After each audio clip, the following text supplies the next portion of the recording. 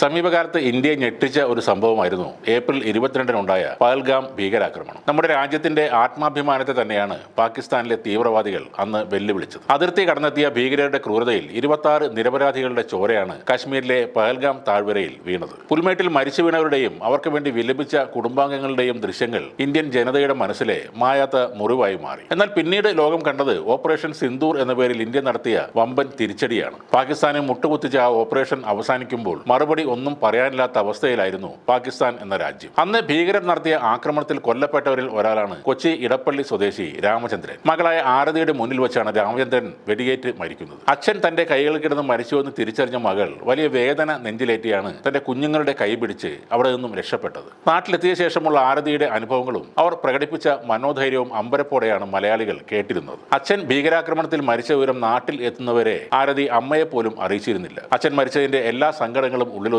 കാശ്മീരിൽ മൃതദേഹം വിട്ടുകിട്ടാനുള്ള നടപടിക്രമങ്ങളടക്കം പൂർത്തിയാക്കി. പിന്നീട് സംസ്കാര ചടങ്ങിൽ എല്ലാ സങ്കടങ്ങളും പുറത്തു വന്നതോടെ പൊട്ടിക്കരഞ്ഞ ആരതിക്കൊപ്പം കേരളത്തിലെ ജനങ്ങളും കണ്ണീരൊഴുക്കിയിരുന്നു. അച്ഛന്റെ മരണത്തിലും അസാമാന്യ ധൈര്യം പ്രകടിപ്പിച്ച ആരതിയെ ഭാരതത്തിന്റെ വീരപുത്രി എന്നാണ് എല്ലാവരും വിശേഷിപ്പിച്ചത്. മുഖ്യമന്ത്രി പിണറായി വിജയൻ അടക്കമുള്ളവർ ആരതിയെ പ്രശംസിക്കുകയും ചെയ്തു. ഇപ്പോൾ അവരുടെ കുടുംബവുമായി ഏറ്റവും അടുപ്പമുള്ള ഒരു വ്യക്തി ആരംഭിച്ച ഒരു സ്ഥാപനം ഉദ്ഘാടനം ചെയ്തത് ഈ ആരതിയാണ്. എന്നാൽ ആരതി സ്ഥാപനം ഉദ്ഘാടനം ചെയ്യുന്ന വീഡിയോയുടെ താഴെ വിമർശനങ്ങളുമായി പതിവ് പോലെ ചിലർ വന്നിട്ടുണ്ട്. മകൾ സെലിബ്രിറ്റിയായി എന്ന രീതിയിലാണ് ആക്ഷേപ കമന്റുകൾ. അച്ഛന്റെ മരണം വിറ്റ് സെലിബ്രിറ്റിയായി എന്നെല്ലാം കമന്റുകൾ വന്നിരുന്നു. എന്നാൽ താൻ എന്തിന് ഈ സ്ഥാപനം ഉദ്ഘാടനം ചെയ്യാൻ സമ്മതിച്ചു എന്നതിന് ആരതിക്ക് വ്യക്തമായ കൃത്യമായ ഒരു മറുപടിയുണ്ട്. ഞാനിന്ന് വന്നത് അച്ഛന് വേണ്ടിയാണ്. ഒരു മാസം മുൻപാണ് ഈ പരിപാടി നടന്നിരുന്നെങ്കിൽ എന്റെ അച്ഛൻ തീർച്ചയായും ഇവിടെ ഉണ്ടാകുമായിരുന്നു. അങ്ങനെയെങ്കിൽ ഈ ഉദ്ഘാടനത്തിന് ഞാൻ വരേണ്ട കാര്യമില്ലായിരുന്നു. ഞാനിന്ന് വന്നത് എന്റെ അച്ഛന് വേണ്ടിയാണ്. അച്ഛൻ ഞങ്ങൾക്കൊപ്പം തന്നെയുണ്ട്. വിനോദങ്ങളിന്റെ ഒരു നല്ല കാര്യം നടക്കുമ്പോൾ അച്ഛന്റെ സാന്നിധ്യം വേണമെന്ന് തോന്നി. ഇങ്ങനെ ഉദ്ഘാടനങ്ങൾ ചെയ്തു നടക്കാൻ ഞാൻ ആരുമല്ല. ഏപ്രിൽ 21 വരെ ഞാൻ നിങ്ങളെപ്പോലെ ഒരാൾ മാത്രമായിരുന്നു. ഇതാണ്